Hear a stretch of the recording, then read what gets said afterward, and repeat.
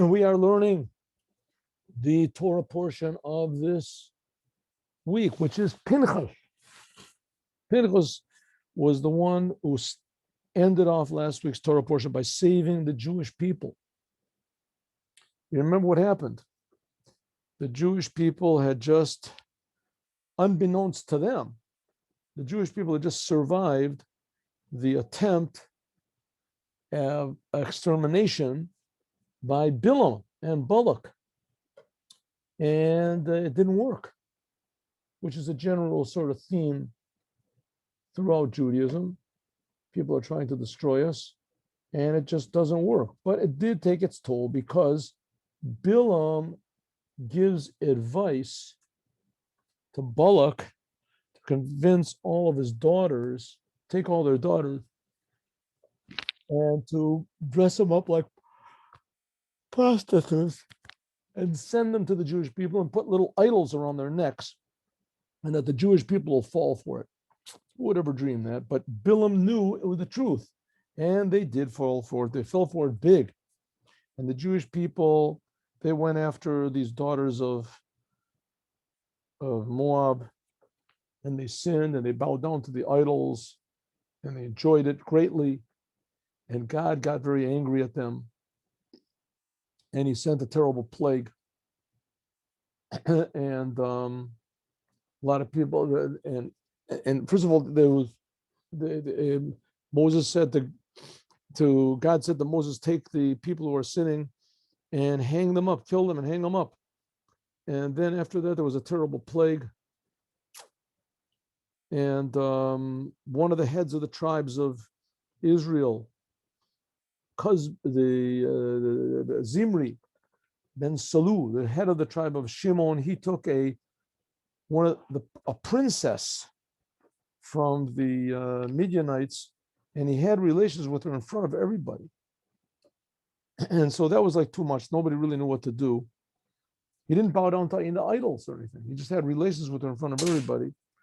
And everybody was sort of stymied by this whole thing, and came along Pinchas, and he grabbed a hold of a spear, and he speared both of them together, and lifted both of their bodies up and ran around the whole. It says 10 miracles happened that day. And miraculously, this Pinchas, he was not trained for war, and he wasn't particularly a strong person.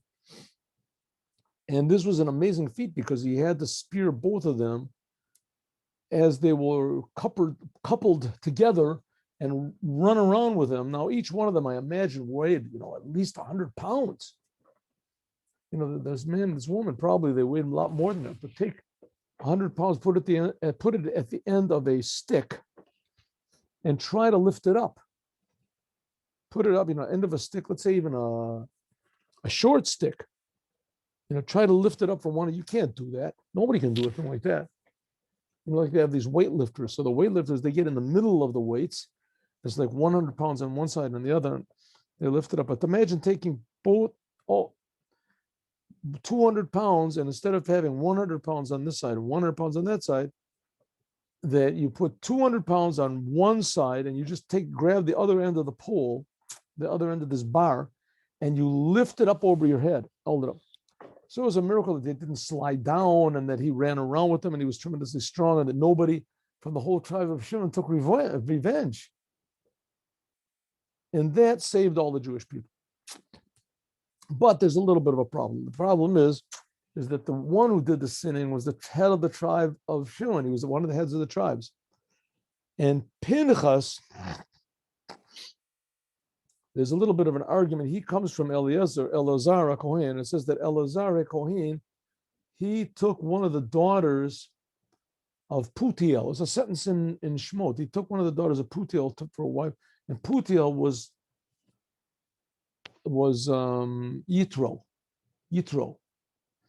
There's a whole Torah portion, and Yitro, there's a whole Torah portion called on Yitro, but Yitro, before he converted to Judaism, was a big time idol worshiper, biggest time idol worshiper. He was number one in the whole world.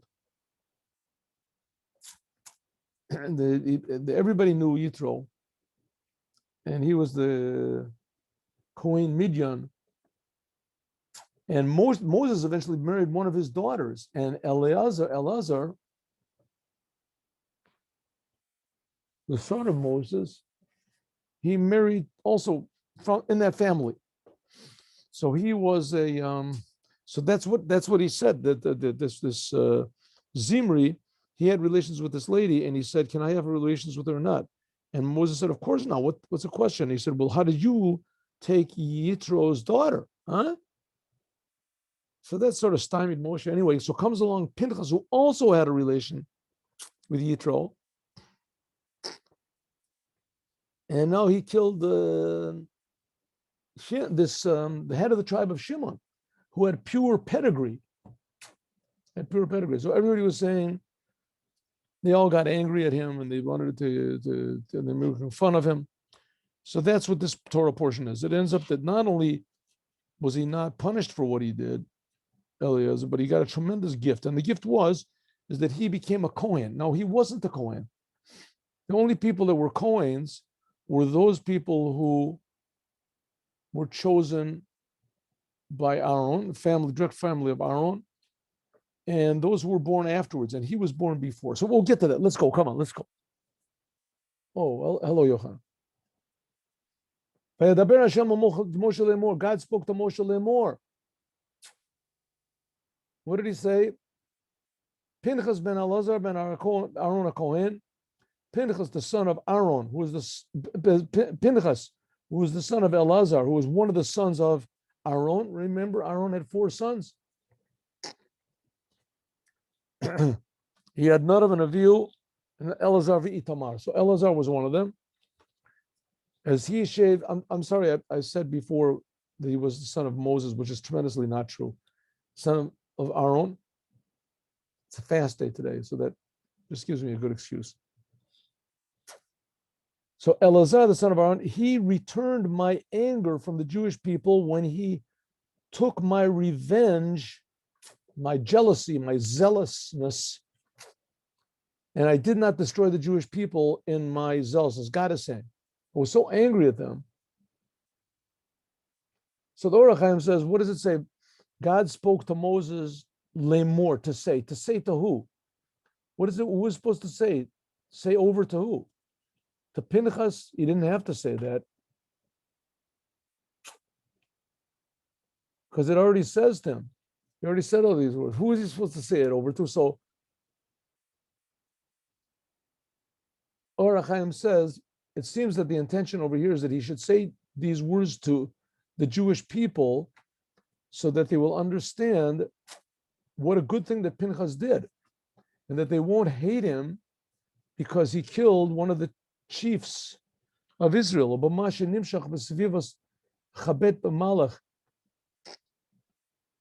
And the fact that he took away the angel of death from them by means of what he did. So in other words, the Jewish people were getting mad. Hey, what'd you kill a chief of the Jewish people for? You know, you could have just separated them or something.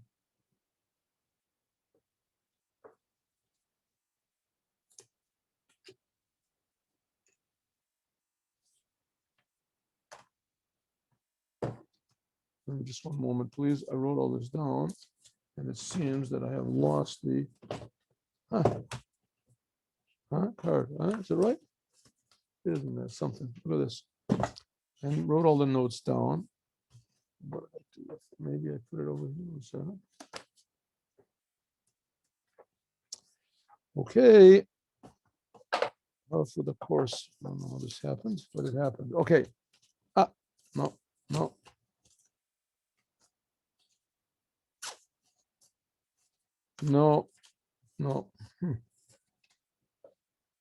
All right, so isn't that awful? I wrote down all the notes, and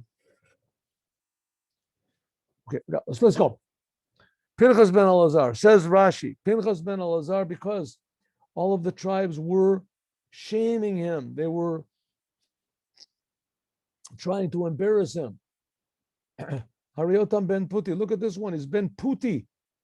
And his father, the father of his mother, there's a different opinion if it's father of his mother or the mother of his father. Anyways, the father of his mother, or the mother of his mother. Anyway, the father of his mother, who was Yisro,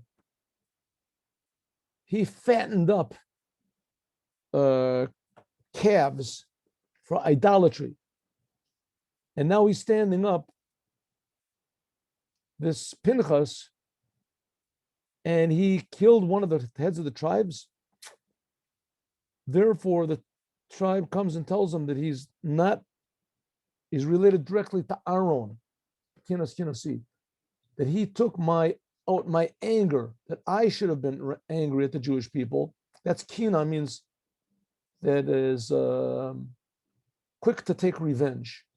That's what it means. It's quick to take revenge. Look how it is. It says later on that Elazar, he took one of Benot Putiel lowly Isha. Where is it? Rashi says in Parshas Va'era.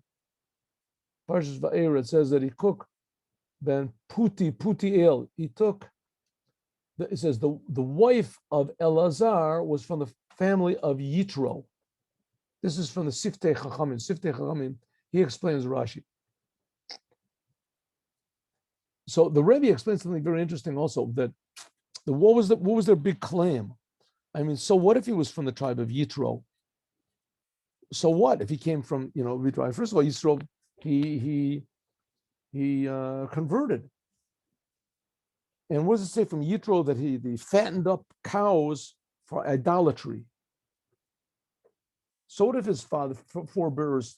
I mean, you're not allowed to do that. You're not allowed to remind a convert where he came from. But you're not allowed to do that. You're supposed to, it's Lashon Hora. So why did he do it over here? So he said, the Rebbe says like this, that the tribes were saying that the Pinchas, he wasn't such a big hero. He was a very cruel person. And he inherited this cruelty from Yitro. True, Yitro, he converted and he changed his ways. But part of that nature still remained in his offspring. And Pinchas decided that he was acting according to this nature. What's the proof? Because what did Yitro used to do? He used to fatten up calves to sacrifice them to idolatry. In other words, we would take the calf, he would fatten it up, he would get it nice and big, so the calf would get this feeling that, there's an owner finally that loves it and he's taking care of it. And really, he was doing it in order to kill it for idolatry. So that's cruel. So they were trying to say that Pinchas, he's no hero. He's just a murderer. He just likes to kill, and he just saw that here's this opportunity to take it out. So he didn't do it to save the Jewish people. Happens to be that he saved the Jewish people. Okay, very nice. We made a mistake, but don't say that Pinchas is a big hero. He's not a hero. He's just a bloodthirsty person like his forebears were. So that's where it comes to say, that no, that God told Moses to tell everyone that Pinchas is not related back to Yitro, but he's related back to Elazar HaKohen, of kindness, Ish Chesed. And that's what, okay.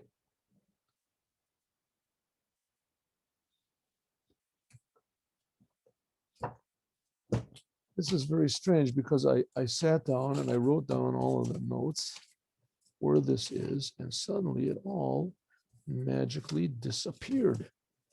I'll probably find it later on after the class is finished, but that's what we got. Okay, what can we do? This is life. It makes no sense. All right. All right. Pinchas ben Elazar. God let him know. God is letting Moshe know that he gives a reward to Pinchas because he took the revenge for God and on the charity that he did with the Jewish people to bring them forgiveness, and the Jewish people therefore did not all die in the plague that happened afterwards. And also let him know that he's a Kohen forever. And that's the reason where it says that he should give this to the Jewish people. And it doesn't say that he and his children afterwards will be Kohanim forever, like it says about Aaron. But he says the Brit Kunat Olam, it will be a Brit, a covenant, my Briti Shalom, that he will give him a covenant of peace. Even though he killed somebody, but it came out a good thing. And in other words, he was attaching him to Aaron, saying that Aaron, just as Aaron is for glory and for beauty, therefore the same thing is also with Pinchas, that Pinchas, even though he took this terrible act, he had to kill somebody, but it ended up that it brought peace into the world. Bal HaTurim, he took back my anger.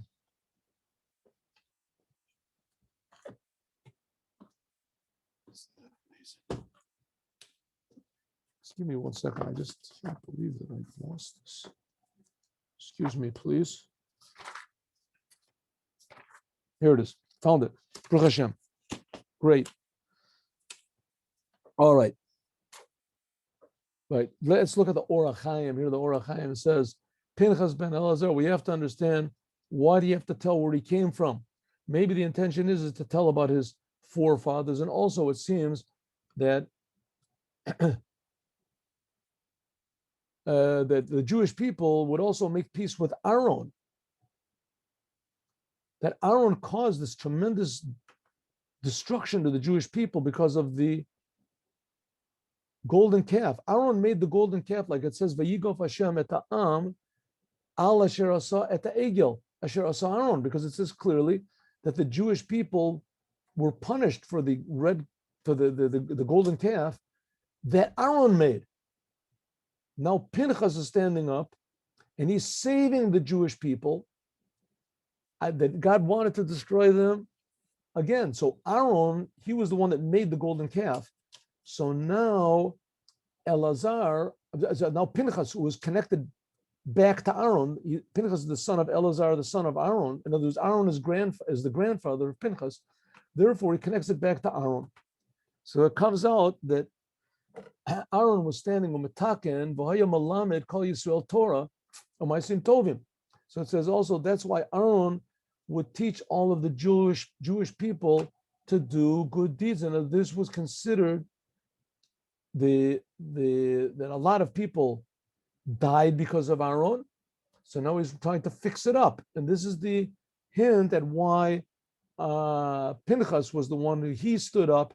And specifically, he was the one who took the spear, because the Kohanim, Jewish, generally speaking, they were not trained in battle. And they also weren't allowed to defile themselves. Death, it's exactly the opposite of what a Kohen is supposed to be doing.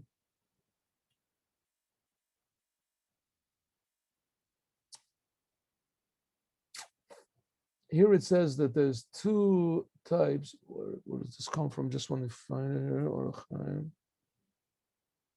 Yes. This also comes from the other time. Pinchas, we're going to see, is connected with Elijah the prophet.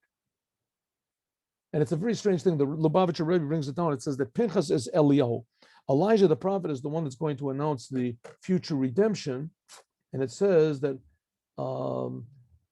that Pinchas had the soul of Elijah the prophet in him. And the Rebbe asked a question, a very obvious question. I mean, Elijah the prophet lived something like 600 years after Pinchas. Elijah the prophet was in the middle of the first temple. And Pinchas, this is before they even came into the land of Israel. So it explains that no, there's a soul which is called Eliyahu. There's a soul which is called Elijah the prophet. And whenever a person really needs it, as this soul can come in and enclose itself in a person to save him. We're going to see that later on, Eliyahu, the prophet Elijah, also he saved the Jewish people, very similar in the time of Jezebel, and Achav. So we'll get to that. We'll see that.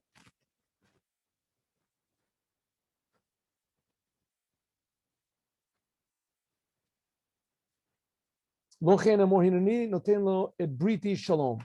Behold, I gave to him my covenant of peace.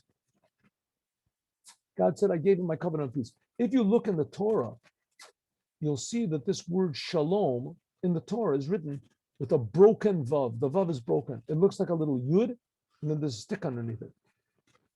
And if you don't know that that's the way it's supposed to be, it really disqualifies the whole Torah, because it's not a proper vav, and the vav must be written. But that's the way it's supposed to be, a vav. So he says that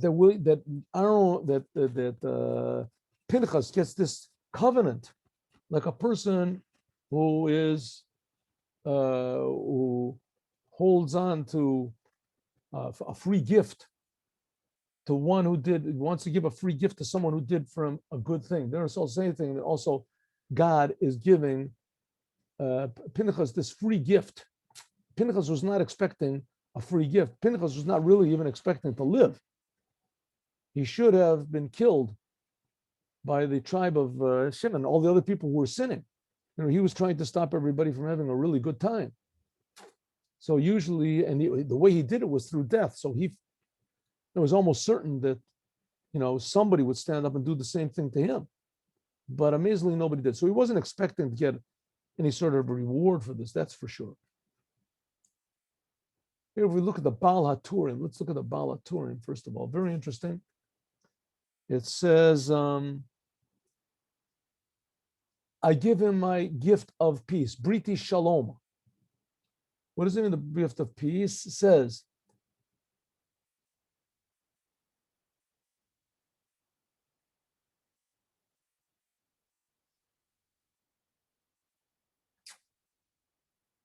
Lochen.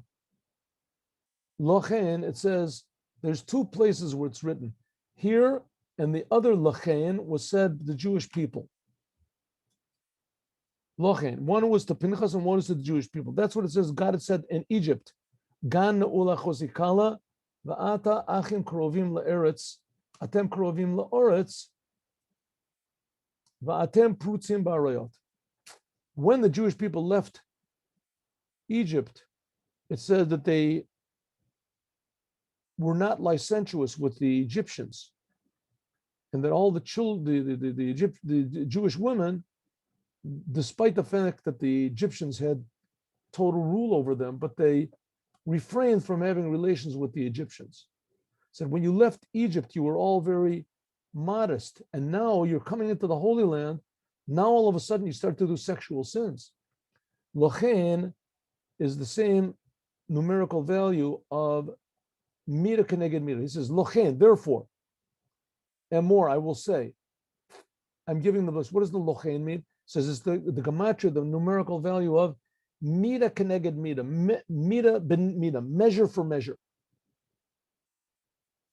So because he saved everybody, so I'm giving him the brit of peace. It says brit shalom, but if you look in the Torah, it says shalim. It's a yud, right? Like I told you, the vav is broken, so it really doesn't. It's not a complete letter. It's not a vav. It's only really a yud. But this is the vav that's cut off. It's cut off. It's a vav katia. It's cut in the middle. And in the Gemara in Kedushin, the Paragama Kedushin Keshehu Shalem. Davar acher.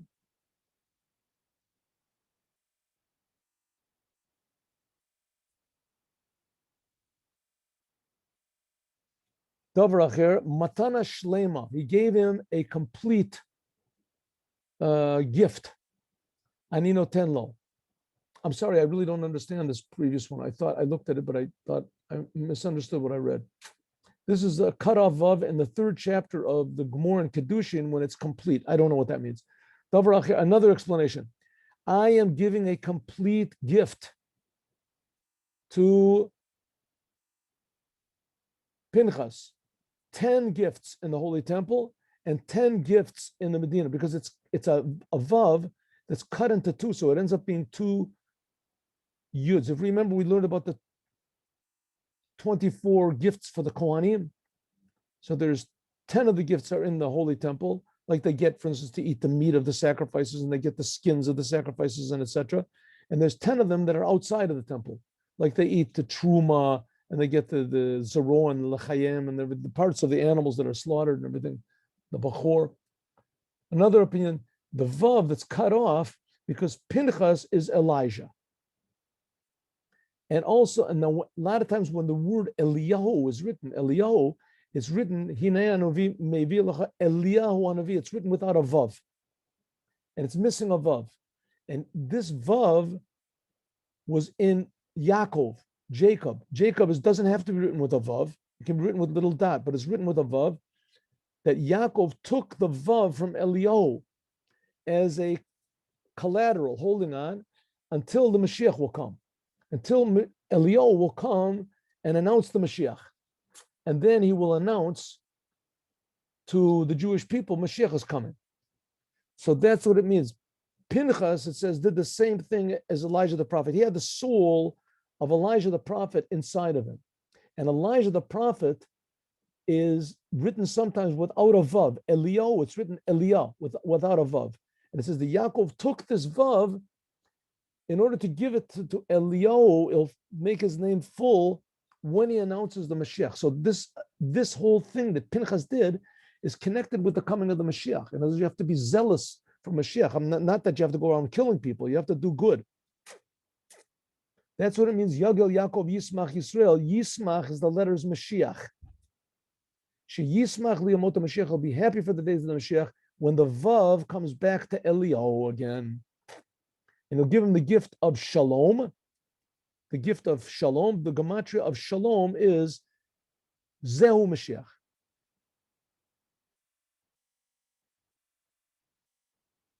Briti Shalom.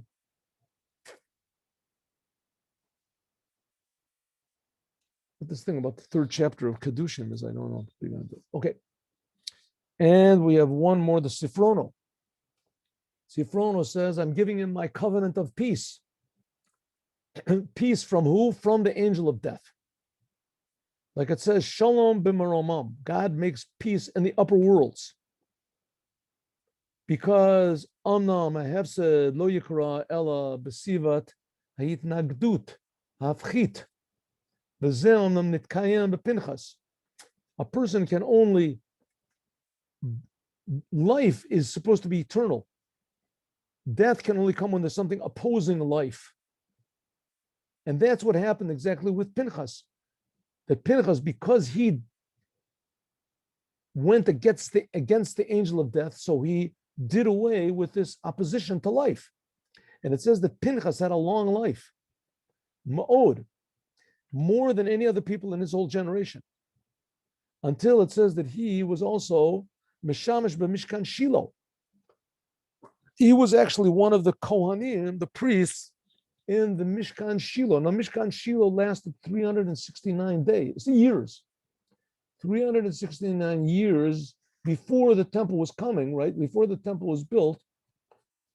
And there was like 440 years, the Jewish people, from the time they entered the land of Israel until the first temple was built, was 440 years. 369 of those years was in this place called Shiloh. And it says that Pinchas served in that tabernacle. He was in there, even the kind of the Pilegish Begiva. A terrible story. Look in the thing with the tribe of Benjamin. Shahaya Beli Safek Achrei Mot Yoshua. This was way after the death of Yeshua and the other elders that were along, that they also lasted a long time after Yehoshua.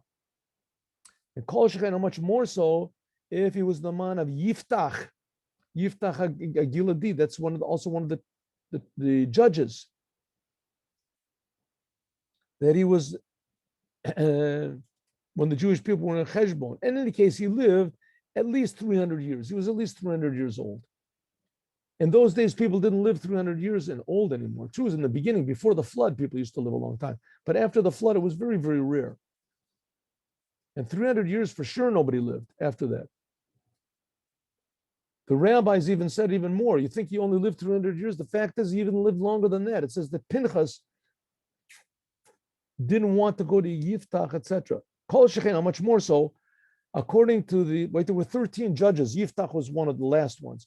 It says, how much more so, according to the opinion that Eliyahu is Pinchas, Elijah the prophet is Pinchas. So Pinchas eventually became Elijah the prophet, and Elijah the prophet never died. He still is alive. So in other words, he really defeated the angel of death.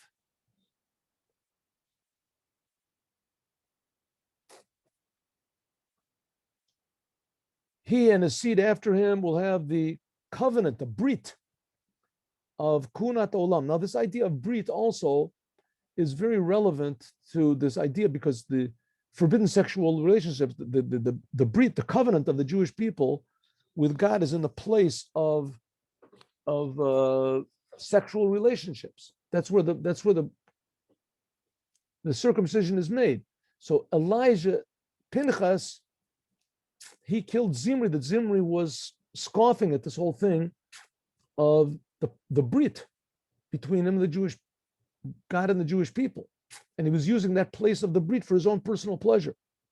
So he said, "Now you fixed that up. I'm giving you the covenant of forever tachat because you took the revenge of God and you brought forgiveness for all of the Jewish peoples." Let's see Rashi.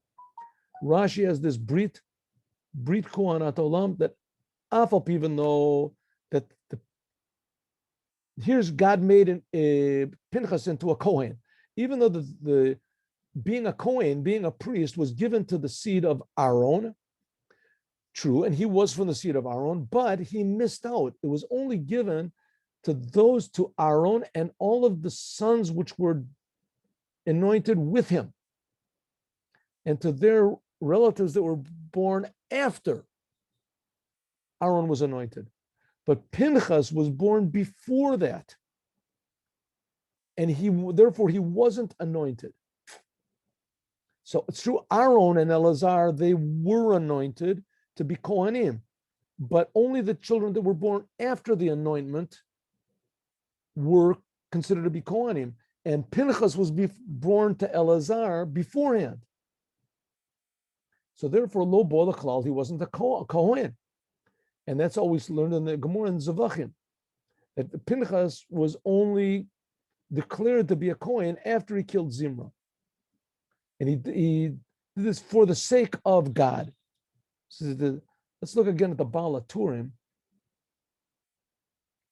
Vayechaper, it doesn't say, and he brought forgiveness. Vayechaper would be past tense. And he brought forgiveness for the Jewish people. It doesn't say that. It says, I'm sorry, one minute. I'm sorry, mistake. It doesn't say the chiper al ben Israel, that he did bring sacrifice. It did bring forgiveness. It doesn't say the chiper in the past, vayichaper, that he will bring forgiveness for the Jewish people. Not like I said. And he will bring forgiveness for the Jewish people. What does this mean? That in all generations, where is it? Here it is. Oh. It says, Omeru mechaper al Yisrael ad sof hadoros, that this act that Pinchas did brings forgiveness for the Jewish people through all of the generations.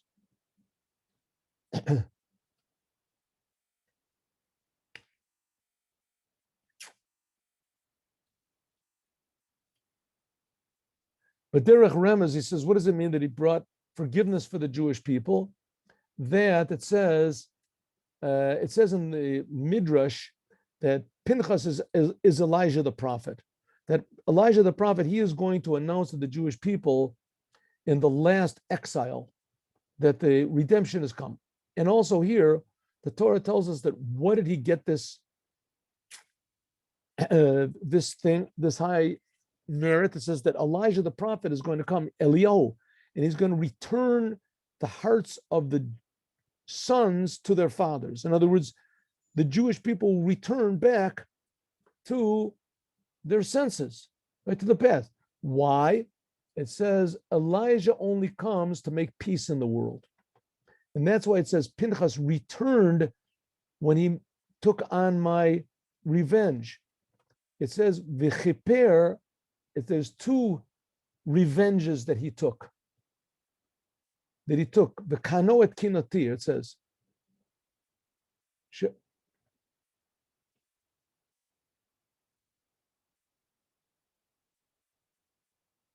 Well, it's just 1 second. Here. The kano et kinati, he revenged my revenge. And also it says also that he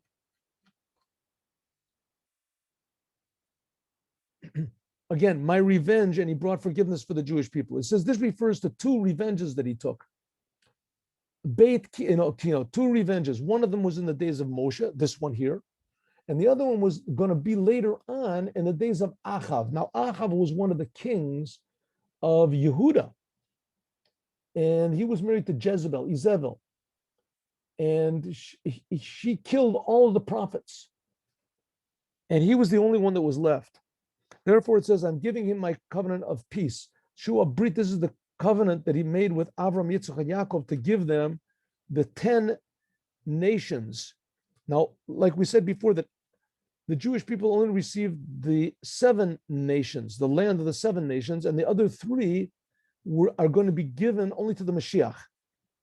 So that's the covenant that he made. That's the Brit Shalom. This will be a complete covenant, because then will be complete peace in the whole entire world. Like it says, Eshiv Lev Banim Ala Avot, that all of the sons will go back to their fathers. Namely, that I am sending you Eliyahu Navi. Therefore, it says, I'm giving Ani Noten Lo,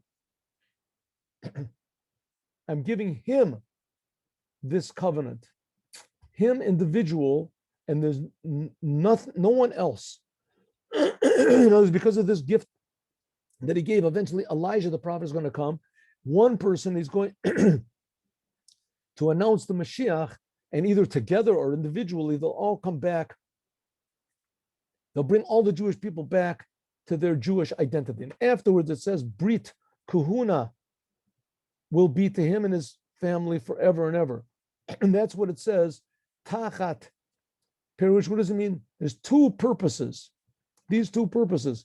The Brit Shalom will be because what he took revenge for God, like it's hinted at what was in the end ages in the days of Achav, because all the Jewish people left God and they were all serving idolatry.